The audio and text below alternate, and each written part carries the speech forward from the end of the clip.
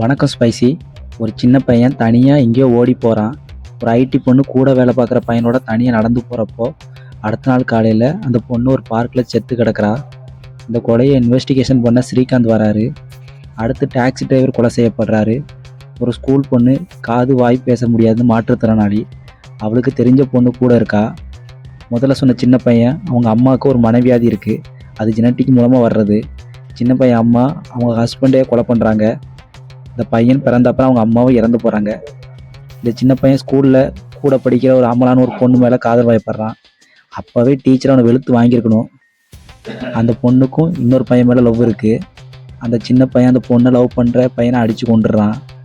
அம்மளா தப்பிச்சு ஓடுறப்போ ஒரு கிணத்துல விழுந்து இறந்து போயிடுறா. அங்கேருந்து தப்பிச்சு ஓடுற அந்த சின்ன பையன் மனநலம் தவறி சைக்கோ கிளராக மாறுறான். இவனை ஸ்ரீகாந்த் கண்டுபிடிச்சாரா இல்லையாங்கிறதான் அமலா படத்தோட கதை. ஏற்கனவே பழக்கப்பட்ட சைக்கோ கிளர் கதை தான் இது. ஸ்ரீகாந்த் நல்லா நடிச்சிருக்காரு. கதையில் ரைட்டிங் சரியில்லை, லேட்டாக கதை போகுது. இந்த படம் ஏற்கனவே மலையாளத்தில் வந்த படம் தான். இப்போ ஓடிடியில் ரிலீஸ் ஆயிருக்கு.